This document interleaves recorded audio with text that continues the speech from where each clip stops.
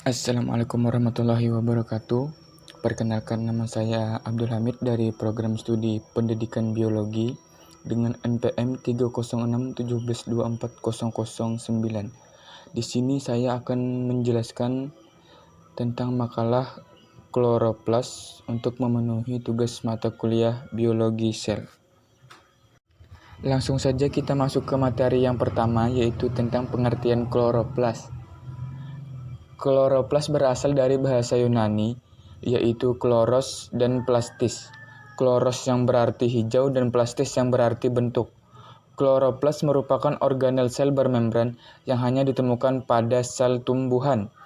Organel ini mengandung pigmen fotosintesis yang mampu melangsungkan proses fotosintesis, sehingga tumbuhan digolongkan sebagai produsen karena kemampuannya menghasilkan makanan sendiri.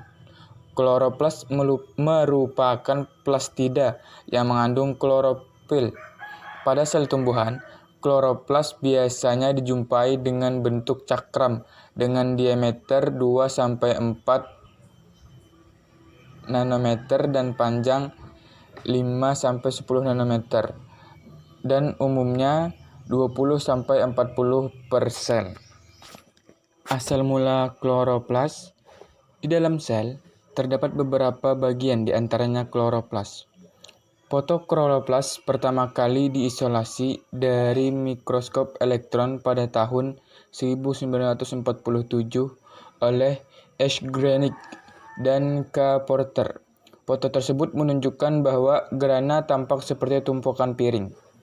Pada tahun 1953, J. Finian membuat sayatan tipis kloroplas dan mendapati secara ultrastruktural tampak 3 kompartemen, yaitu pembungkus luar, sistem membran lamela internal, dan stomata.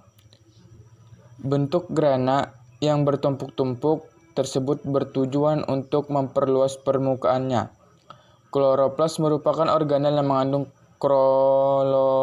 klorofil untuk digunakan pada fotosintesis. Kloroplas dapat memperbanyak dengan cara membelah diri atau replikasi. Struktur organel kloroplas.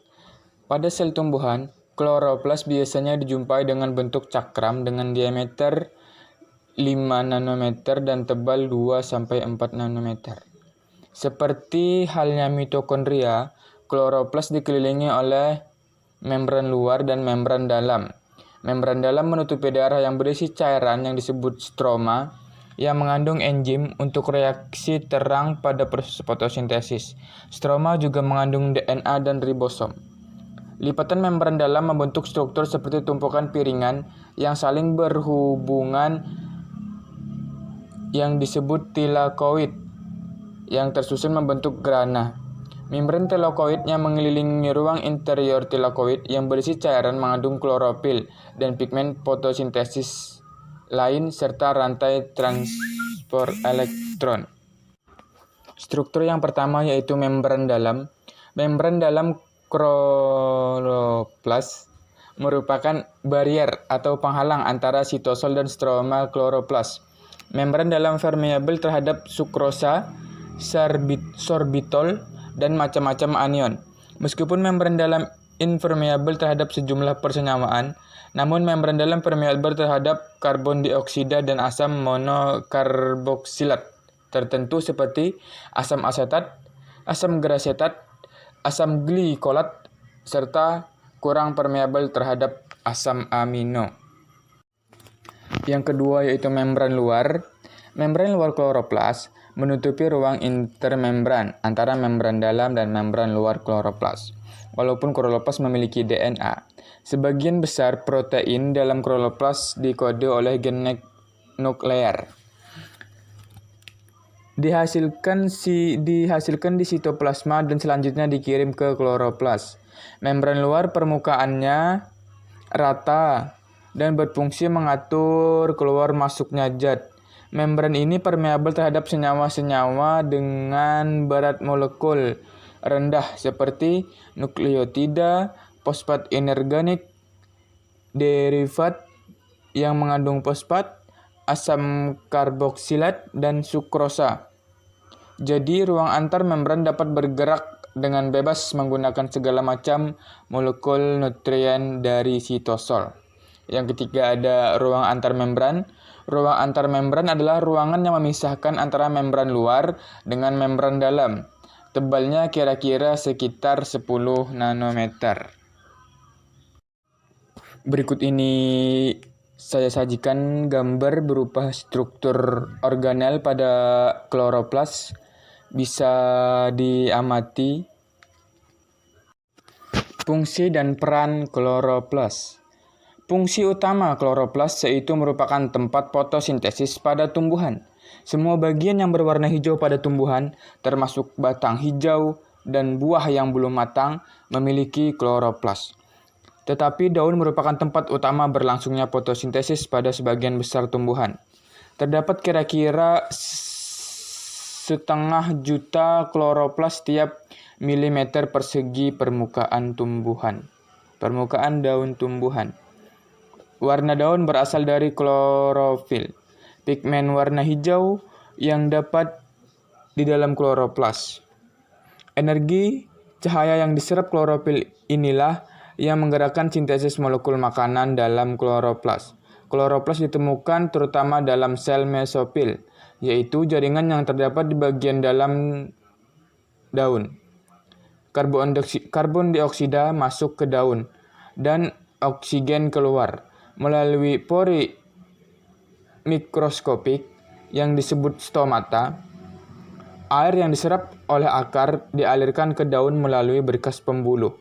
Daun juga menggunakan berkas pembuluh untuk mengirimkan gula ke akar dan bagian-bagian dari tumbuhan yang tidak berfotosintesis. Komposisi kimia dari kloroplas. Sebagian besar aktivitas kimia kloroplas terjadi pada sistem membran internal. Maka, penelitian-penelitian juga diarahkan pada sistem membran internal ini. Seluruh berat membran tilakoid 50%-nya juga berupa lemak. Dan dari jumlah itu 10% berupa fosfolipid. Lipid yang khas pada membran tilakoid adalah galaktolipid dan fosfolipid. Masing-masing jumlahnya 40% dan 4% dari total lemak yang ada. Perbedaan khusus yang ada dari molekul lemak adalah adanya klorofil, karotenoid, dan pastoquinone. Klorofil adalah komponen utama lemak, terdiri atas 20% dari total lemak membran tilakoid. Materi yang terakhir yaitu ada replikasi dan diferensiasi DNA pada kloroplas. Kloroplas berasal dari kloroplas yang sudah ada selama daur hidup tumbuhan tinggi dan diteruskan ke sel-sel turunannya selama pembelahan sel. Penyempitan terjadi dekat tengah-tengah plastida dan kedua turunan dihasilkan dari pemisahan membran-membran di daerah itu. Umumnya membelah kloroplas tidak serempak di dalam jaringan atau sel tumbuhan. Sejumlah faktor-faktor lingkungan mempengaruhi replikasi dan diferensiasi. Karena itu, puncak replikasi akan terlihat apabila keadaan lingkungan optimal. Replikasi dan diferensiasi kloroplas dipengaruhi oleh faktor-faktor lingkungan tertentu seperti cahaya, suhu, regulator pertumbuhan, dan mineral.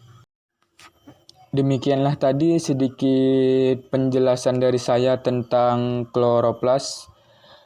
Saya ucapkan terima kasih atas perhatian dan kerjasamanya. Salah hilap mohon maaf. Akhir kata, wabillahi taufiq wal hidayah. Wassalamualaikum warahmatullahi wabarakatuh.